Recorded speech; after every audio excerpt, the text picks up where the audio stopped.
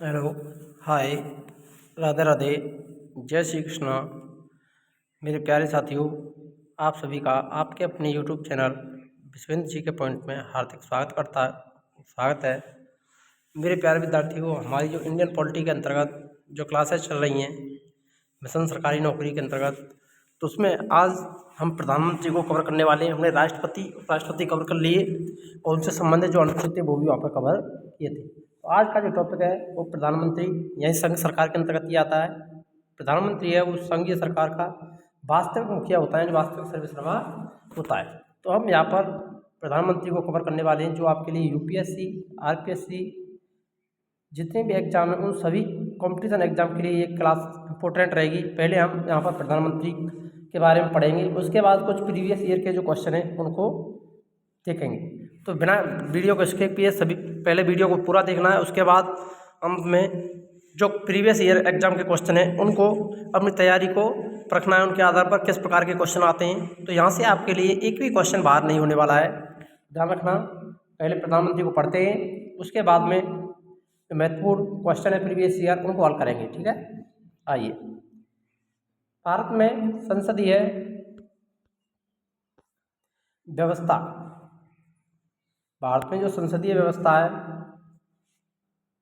ध्यान रखना, भारत की जो व्यवस्था है वो कैसी है, संसदात्मक व्यवस्था है, संसदीय शासन व्यवस्था को अपनाया गया है।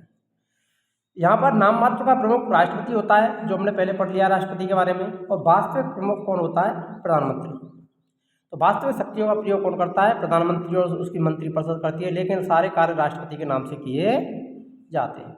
तो राष्ट्रपति की जो स्थिति है वो ब्रिटेन में जो सम्राट है उसके समान यहाँ पर राष्ट्रपति की स्थिति रखी गई है। तो बाद में राष्ट्रपति केवल नाम मात्र के मुखिया होते हैं, वास्तव में प्रधानमंत्री और ही अपने मंत्रिपरिषद के साथ मिलकर सरकार को चलाते हैं, उसकी वास्तविक शक्तियों का प्रयोग किया जाता है। आइए आप देखते हैं मंत्रिपरिषद और मंत्रिमंडल में क्या अंतर है, यानी मंत्रिपरिषद और मंत्रिमंडल को पढ़ने वाले हैं। तो मंत्रिपरिषद, काउंसिल ऑफ मिनिस्टर्स, इसमें मंत्री जो परिषद होती है उसमें 3 प्रकार के मंत्री होते हैं, ध्यान रखना, कैबिनेट मंत्री प्लस प्रधानमंत्री, राज्य मंत्री और उप मंत्री। तो कितने प्रकार के मंत्री होते हैं, कैबिनेट मंत्री, राज्य मंत्री और उप मंत्री किसमें शामिल होते हैं, मंत्री परिषद में। जबकि मंत्रिमंडल होता है उसमें केवल कैबिनेट स्तर के मंत्रियों को शामिल किया जाता है। ये आपको ध्यान रखना है, मंत्रिपरिषद और मंत्रिमंडल यही अंतर है कि मंत्रिपरिषद में सभी प्रकार के मंत्री शामिल होते हैं, जबकि मंत्रिमंडल में केवल कैबिनेट मंत्री और प्रधानमंत्री शामिल होता है। तो इसको कहते हैं मंत्रिमंडल। क्या बोलते हैं, मंत्रिमंडल। ध्यान रखना, कैबिनेट मंत्री और प्रधानमंत्री मिलकर के मंत्रिमंडल का निर्माण करती, जिसमें राज्य मंत्री और उप मंत्री शामिल नहीं किए जाते। तो ये अंतर होता है मंत्रिपरिषद और मंत्रिमंडल। अब आगे देखते हैं कैबिनेट मंत्री कौन होते हैं। कैबिनेट मंत्री सरकार के प्रमुख मंत्रालय जैसे रक्षा मंत्रालय, वित्त मंत्रालय, गृह मंत्रालय आदि के प्रमुख होते हैं, और वह अपने विभाग संबंधी निर्णय स्वयं लेते हैं, यानी वो स्वतंत्र प्रभारी होते हैं, अपने विभाग के बारे में निर्णय उन्हीं के द्वारा लिए जाते हैं। राज्य मंत्री की बात करें तो राज्य मंत्री कैबिनेट मंत्री के सहायक होते हैं, यानी कैबिनेट मंत्रियों की सहायता करने के लिए राज्य मंत्री नियुक्त किए जाते हैं, और स्वतंत्र प्रभार के मामले में भी अपना कार्य कैबिनेट मंत्री की भांति स्वतंत्रता से कर सकते हैं। यानी अगर उनको स्वतंत्र प्रभारी बनाया जाता है तो वो स्वतंत्र रूप से अपने परिवार का दायित्व संभालते हैं। उपमंत्रियों को कैबिनेट और राज्य मंत्रियों को उनके प्रशासनिक, राजनैतिक और संसदीय कार्य में सहायता के लिए नियुक्त किया जाता है। तो उपमंत्री क्या है, कैबिनेट और राज्य मंत्रियों की सहायता के लिए होते हैं। ये आपको ध्यान रख लेना है, कैबिनेट मंत्री, राज्य मंत्री और उपमंत्री में क्या अंतर है, ये भी हो जाएगा। मंत्रिमंडल और मंत्रिपरिषद क्या होती है, ये भी आपने यहाँ पर कवर कर लिया है। अब आगे देखते हैं हम, आइए, प्रधानमंत्री और मंत्रिपरिषद से संबंधित जो महत्वपूर्ण अनुच्छेद हैं उनको यहाँ पर देखेंगे। कौन कौन से अनुच्छेद हैं प्रधानमंत्री और मंत्रिपरिषद से संबंधित। आपने अगर ये वीडियो देखी तो आपका सारा का सारा जो ज्ञान है वो आप यहाँ से कभी भी भूलने वाले नहीं है। अगर आपने एक बार इसको संपूर्ण वीडियो को देख लिया तो एक भी क्वेश्चन आपका प्रधानमंत्री से बाहर नहीं होने वाला है। तो ये अधिकांश से जो क्वेश्चन पूछे जाते हैं यहीं से पूछे जाते हैं। तो अनुच्छेद 74 पूछा जाता है, तो राष्ट्रपति की सलाह के लिए एक मंत्रिपरिषद होगी। ये किसमें कहा गया है, अनुच्छेद 74 में कहा गया है, जिसका प्रधानमंत्री होता है। तो ध्यान रखना, राष्ट्रपति की सहायता के लिए क्या होती है, सलाह के लिए एक मंत्रिपरिषद होती है, जिसका प्रमुख कौन होता है, वो प्रधानमंत्री होता है। इसका उल्लेख कहाँ पर किया गया है? अनुच्छेद 74। अनुच्छेद 75 प्रधानमंत्री की नियुक्ति राष्ट्रपति करेगा, यानी प्रधानमंत्री की नियुक्ति कौन करता है? राष्ट्रपति करता है। और अन्य मंत्रियों की नियुक्ति राष्ट्रपति प्रधानमंत्री की सलाह पर करेगा। तो ध्यान रखना, राष्ट्रपति के द्वारा ही प्रधानमंत्री और अन्य मंत्रियों की नियुक्ति की जाती है, लेकिन प्रधानमंत्री की सलाह पर अन्य मंत्रियों की नियुक्ति की जाती है। हमेशा ही राष्ट्रपति जो है वो बहुमत दल के नेता को प्रधानमंत्री नियुक्त करता है। ये आपको ध्यान रखना है, ये एक परंपरा बन चुकी है, बहुमत दल के नेता को भी प्रधानमंत्री नियुक्त किया जाता है। 91वां संविधान संशोधन 2003 हुआ था। उसके अनुसार अनुच्छेद में यह अनुच्छेद कहता है कि मंत्री परिषद में मंत्रियों की जो कुल संख्या है वो प्रधानमंत्री को शामिल करके लोकसभा के कुल सदस्यों के 15% से अधिक नहीं हो सकती। ये मोस्ट इंपोर्टेंट है, आपको ध्यान रखना है। ये क्वेश्चन अधिकांशतः हमेशा ही रिपीट होता रहता है, जितनी भी परीक्षाएं हो तो ये क्वेश्चन हमेशा उनमें बनता ही बनता है। तो ध्यान रखना, कौन से संविधान संशोधन के तहत मंत्री परिषद की जो संख्या है, मंत्रिमंडल में मंत्रियों की संख्या कितनी हो सकती है? तो लोकसभा के जो सदस्य हैं उसका 15% से अधिक नहीं होगी। और बात करें तो 12 से कम भी नहीं होगी, ये भी आपको ध्यान रख लेना है। 12% से कम भी नहीं होगी और 15% से अधिक। तो देखिए आगे, अनुच्छेद 75(2) कहता है, ये तो 75 में पड़ गया कि प्रधानमंत्री की नियुक्ति और अन्य मंत्रियों की नियुक्ति कौन करेगा? राष्ट्रपति। अब 75(2) में क्या कहा गया है? प्रधानमंत्री और सभी मंत्री राष्ट्रपति के प्रसाद पर्यंत तक कार्य करेंगे। तो इसका उल्लेख कहा है, यानी प्रधानमंत्री और सभी मंत्री वो राष्ट्रपति के प्रसाद पर्यंत तक कार्य करेंगे। इसका उल्लेख मिलता है अनुच्छेद 75 में, through the pleasure of the president. अनुच्छेद 75(2) कहता है प्रधानमंत्री और सभी मंत्री वो राष्ट्रपति के प्रसाद पर्यंत कार्य करते हैं। अनुच्छेद 75(3) कहता है मंत्रिपरिषद सामूहिक रूप से लोकसभा के प्रति उत्तरदायी होती है। ध्यान रखना, मोस्ट इंपोर्टेंट है। मंत्रिपरिषद किसके प्रति उत्तरदायी होती है? सामूहिक रूप से, तो लोकसभा के प्रति। ये क्वेश्चन कई बार पूछा गया है कि मंत्रिपरिषद किसके प्रति उत्तरदायी होती है? तो लोकसभा, क्योंकि मंत्रिपरिषद का जो निर्माण होता है वो लोकसभा सदस्यों के द्वारा ही किया जाता है, परंतु अधिकांश कभी कभी इसमें राज्यसभा सदस्यों को शामिल कर लिया जाता है। ये भी आपको ध्यान रख लेना है। व्यक्तिगत रूप से राष्ट्रपति के प्रति उत्तरदायी होता है। ध्यान रखना, व्यक्तिगत रूप से किसके प्रति उत्तरदायी होंगे? राष्ट्रपति के प्रति। और सामूहिक रूप से किसके प्रति उत्तरदायी होते हैं? लोकसभा के प्रति। ये आपको ध्यान रखना है। और इसका उल्लेख किसमें? अनुच्छेद 73(3). मंत्रिपरिषद में सामूहिक रूप से लोकसभा और व्यक्तिगत रूप से राष्ट्रपति। ये आपको विशेष रूप से ध्यान देना है। सामूहिक रूप से मंत्रिपरिषद के जो सदस्य हैं वो किसके प्रति उत्तरदायी होते हैं? तो लोकसभा के। और व्यक्तिगत रूप से किसके प्रति उत्तरदायी होते हैं? राष्ट्रपति के।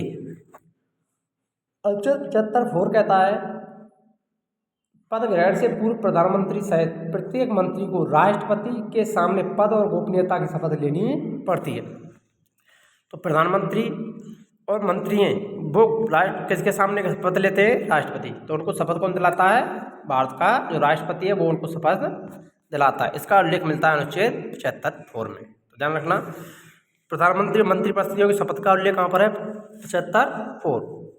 किसके समक्ष शपथ लेते हैं? राष्ट्रपति के समक्ष। मंत्रिपरिषद सामूहिक रूप से किसके प्रति उत्तरदायी होती है? लोकसभा के प्रति। और व्यक्तिगत रूप से किसके प्रति उत्तरदायी होती है? राज्यसभा के प्रति। यदि आप चैनल पर नए हैं तो चैनल को सब्सक्राइब करना ना भूलें और वीडियो को लाइक अवश्य करें। और हमारे यहाँ पर आपके लिए निःशुल्क यूट्यूब पर ओनली ऑन विश्वेंद्र जी के पॉइंट पर निःशुल्क सभी क्लासेज उपलब्ध रहेंगी, बिना किसी फीस शुल्क के।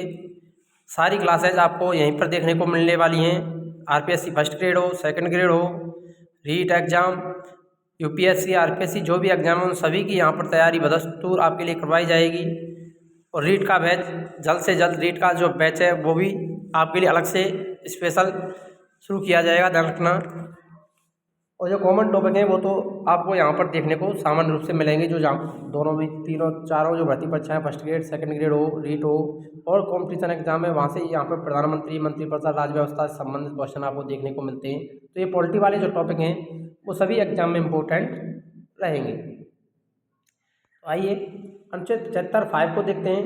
ध्यान रखना, अनुच्छेद 75 में कितने अनुच्छेद हैं? 5। तो 5 कहता है मंत्रिपरिषद का सदस्य बनने के लिए वैधानिक दृष्टि से यह आवश्यक है कि व्यक्ति संसद के किसी सदन का सदस्य हो।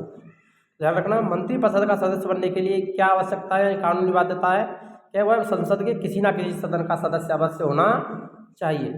यदि वह व्यक्ति मंत्री बनते समय संसद का सदस्य नहीं होता है, यानी संसद का सदस्य नहीं है, तो उसे 6 महीने के अंदर संसद का सदस्य बनना अनिवार्य है, नहीं तो उसे अपना पद छोड़ना पड़ता है। तो ध्यान रखना, अगर कोई भी मंत्री, ऐसा व्यक्ति जो मंत्रिपरिषद का सदस्य बनाया जाता है, मंत्रिमंडल में शामिल कर लिया जाता है, जो सदन का सदस्य नहीं है, तो उसे 6 महीने के अंदर सदन की सदस्यता प्राप्त करनी होती है, अन्यथा उसे अपना पद छोड़ना पड़ेगा। ये आपको ध्यान रखना है। राज्यसभा का हो या लोकसभा का सदस्य हो, उसे किसी न किसी का सदस्य बनना आवश्यक होता है। अनुच्छेद 78 कहता है, प्रधानमंत्री का यह कर्तव्य होगा कि वह देश के प्रशासनिक एवं विधायी मामलों में मंत्रिपरिषद के निर्णयों के संबंध में राष्ट्रपति को सूचना देता दे। यदि राष्ट्रपति इस प्रकार की सूचना प्राप्त करना आवश्यक समझे तो मोस्ट इम्पोर्टेंट है आपको, राष्ट्रपति को प्रधानमंत्री सूचना कब देता है, जब राष्ट्रपति सूचना मांगता है, तो अनुच्छेद 78 के तहत। यह आपको ध्यान रखना है, मोस्ट इंपोर्टेंट है, कई बार पूछा भी गया है यहाँ से क्वेश्चन और अधिकांश से बनता ही रहता है। यह आपको ध्यान रखना है कि राष्ट्रपति किस अनुच्छेद के तहत प्रधानमंत्री से सलाह ले सकता है। तो अनुच्छेद 78 में प्रधानमंत्री का कर्तव्य है कि वह राष्ट्रपति को प्रशासनिक और विधायी मामलों में और मंत्रिपरिषद के निर्णयों के संबंध में राष्ट्रपति को सूचना देगा। अब आइए प्रधानमंत्री से संबंधित जो महत्वपूर्ण तथ्य हैं उनको यहाँ पर कवर करते हैं। प्रधानमंत्री किसी मंत्री को त्यागपत्र देने और राष्ट्रपति को उसे बर्खास्त करने की सलाह दे सकता है। प्रधानमंत्री का कार्य है कि वो किसी भी मंत्री को पद से हटा सकता है, त्यागपत्र दे सकता है अथवा राष्ट्रपति को उसे बर्खास्त करने की सलाह दे सकता है। दूसरा, प्रधानमंत्री मंत्रिपरिषद का प्रमुख होता है। मंत्रिपरिषद का प्रमुख कौन होता है? प्रधानमंत्री होता है। अतः जब प्रधानमंत्री त्यागपत्र देता है तो उसकी मृत्यु हो जाती है तो मंत्रिपरिषद स्वयं ही विघटित हो जाती है, तो अन्य मंत्री भी कोई कार्य नहीं कर सकते। ध्यान रखना, अगर प्रधानमंत्री की मृत्यु हो जाए या प्रधानमंत्री त्यागपत्र दे तो सारी मंत्रिपरिषद समाप्त हो जाती है। कहते हैं ना, मंत्री साथ साथ तैरते हैं और साथ साथ डूबते हैं। एक कहावत मंत्रिपरिषद के बारे में कही जाती है। प्रधानमंत्री नीति आयोग, राष्ट्रीय विकास परिषद, राष्ट्रीय एकता परिषद, अंतर्राज्यीय परिषद, राष्ट्रीय जल संसाधन परिषद का अध्यक्ष होता है। ध्यान रखना, किन किन का अध्यक्ष होता है? नीति आयोग का अध्यक्ष होता है, पहले इसको योजना आयोग कहा जाता था। राष्ट्रीय विकास परिषद का अध्यक्ष होगा, राष्ट्रीय एकता परिषद का अध्यक्ष होगा, अंतर्राज्यीय और राज्य परिषद का अध्यक्ष होता है, राष्ट्रीय जल संसाधन परिषद का अध्यक्ष होता है। कौन होता है? तो प्रधानमंत्री। प्रधानमंत्री, भारत का जो प्रधानमंत्री बनने के लिए न्यूनतम जो आयु है वो कितने वर्ष है? 25 वर्ष। और हमने पढ़ा था प्रधानमंत्री बनने के लिए कितनी आयु, राष्ट्रपति बनने के लिए कितनी है? 35 वर्ष। ये हमने पढ़ा था राष्ट्रपति के लिए और राज्यपाल के लिए। वैसे संविधान में किसी न्यूनतम आयु का उल्लेख नहीं है, बस यह दिया गया है कि भारत के प्रधानमंत्री को लोकसभा और राज्यसभा में से किसी एक का सदस्य होना चाहिए। ऐसी स्थिति में अगर वह लोकसभा का सदस्य है तो न्यूनतम आयु 25 वर्ष, यानी अगर वो लोकसभा का सदस्य है तो 25 वर्ष की, और राज्यसभा का सदस्य है तो उसे कितने वर्ष की आयु चाहिए? 30 वर्ष। ये आपको ध्यान रखना है, लोकसभा की आयु है सदस्य के 25 वर्ष और राज्यसभा के लिए 30 वर्ष है। तो न्यूनतम आयु लोकसभा सदस्य के आधार पर उसकी निर्धारित कर देगी। प्रधानमंत्रियों में सबसे जो बड़ा कार्यकाल है, सर्वाधिक कार्यकाल तक प्रधानमंत्री रहने वाले प्रथम प्रधानमंत्री जवाहरलाल नेहरू। कौन थे? जवाहरलाल नेहरू का कार्यकाल रहा जो 16 वर्ष 9 महीने और 12 दिन तक था। कितने वर्ष रहे थे जवाहरलाल नेहरू? 16 वर्ष 9 महीने और 12 दिन, और भारत के प्रथम प्रधानमंत्री भी थे। एक कार्यकाल में सबसे कम समय तक प्रधानमंत्री के पद पर रहने वाले अटल बिहारी वाजपेयी 13 दिन। कितने दिन थे? 13 दिन इनकी सरकार बनी थी। ध्यान रखना, मात्र 13 दिन के लिए इनको सरकार में भागीदारी मिली थी। ऐसे प्रधानमंत्री जो कभी लोकसभा में उपस्थित नहीं हुए तो वो है चौधरी चरण सिंह, जिन्होंने लोकसभा का कभी भी सामना नहीं किया। तो ध्यान रखना, भारत के वे प्रधानमंत्री जो लोकसभा में कभी भी उपस्थित नहीं हुए, लोकसभा का सामना किया, चौधरी चरण सिंह। विश्वास मत प्राप्त करने में असफल होने वाले प्रथम प्रधानमंत्री विश्वनाथ प्रताप सिंह। उन्हें विश्वनाथ प्रताप सिंह, जिसको बीपी सिंह भी कहा जाता है। क्या कहते हैं? बीपी सिंह, जिसको विश्वास मत प्राप्त नहीं करने पर, असफल होने पर प्रथम प्रधानमंत्री, जिनको विश्वास मत प्राप्त नहीं हुआ था।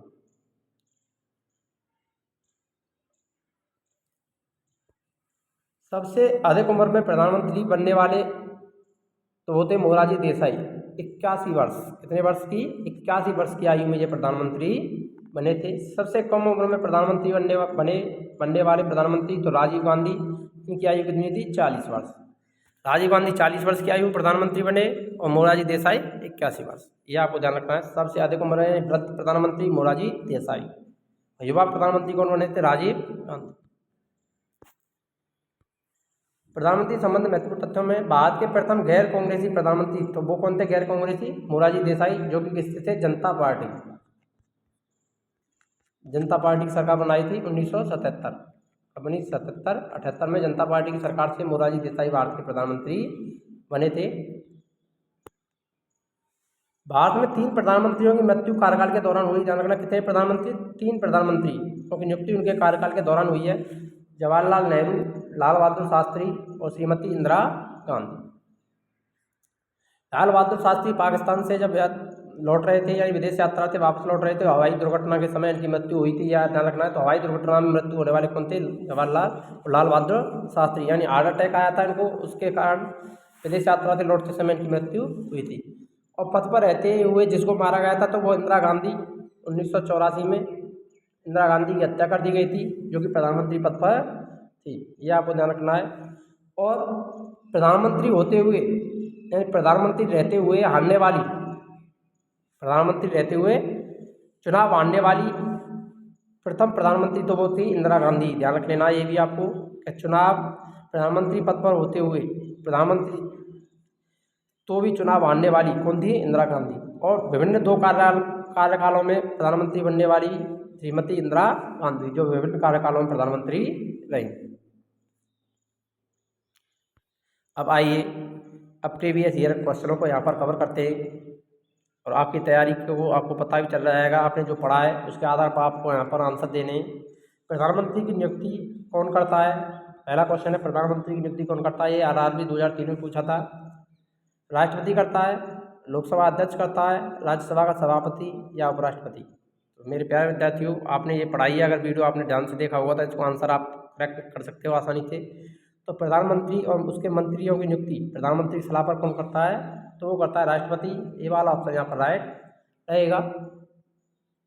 नेक्स्ट क्वेश्चन है, भारत के प्रधानमंत्री पद के लिए उम्मीदवार की कम से कम कितनी उम्र होनी चाहिए? एक प्रधानमंत्री पद का उम्मीदवार रहने के लिए कितनी आयु चाहिए? RRB 2004, Uttar Pradesh police 2009 SI में 25 वर्ष, 30 वर्ष, 35 वर्ष या 40 वर्ष? तो अभी हमने पढ़ा भी था कि प्रधानमंत्री बनने के लिए कितनी आयु है? जो लोकसभा सदस्य की जो आयु है, उम्र है, उतनी तो 25 वर्ष चाहिए।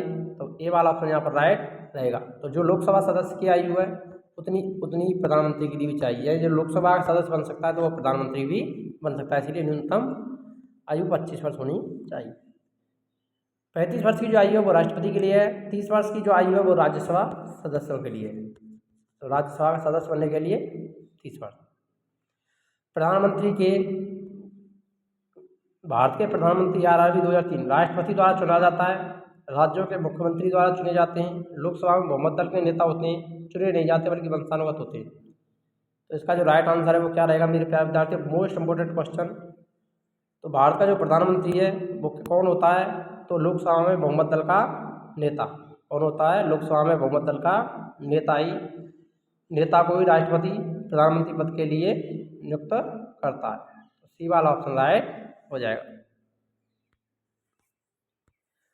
नेक्स्ट क्वेश्चन आता है, प्रधानमंत्री पद पर सर्वाधिक लंबे समय तक कौन आसीन रहेगा? सबसे लंबा कार्यकाल किस प्रधानमंत्री का रहा है? चौधरी चरण सिंह का, जवाहरलाल नेहरू का, लाल बहादुर शास्त्री का, इंदिरा गांधी का?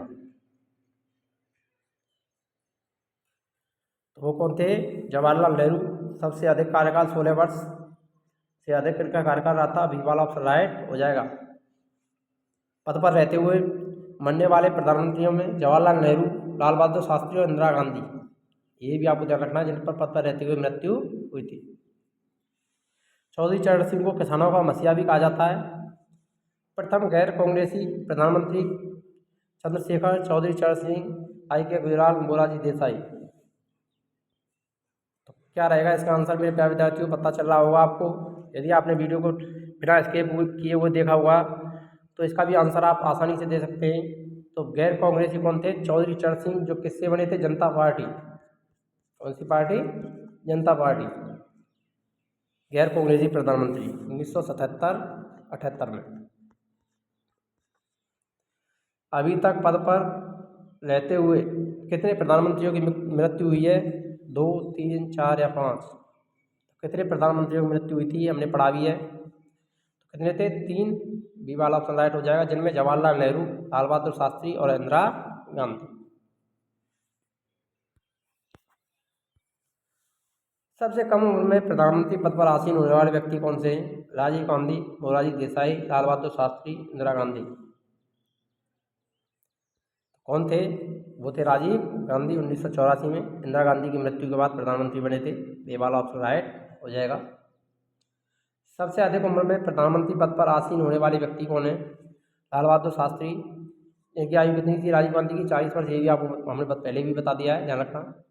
सबसे अधिक उम्र में प्रधानमंत्री पद पर आसीन होने वाले व्यक्ति लाल बहादुर शास्त्री, जवाहरलाल नेहरू, मोरारजी देसाई, I.K. गुजराल। तो इनकी आयु भी कितनी थी हमने बता ही दिया है। कौन थे? मोरारजी देसाई। सी वाला ऑप्शन राइट रहेगा। इनकी आयु 81 वर्ष थी। भारत के प्रथम 6 प्रधानमंत्री Manmohan Singh, Montesquieu Ahluwalia, M.S. Ahluwalia, captain Amarinder Singh.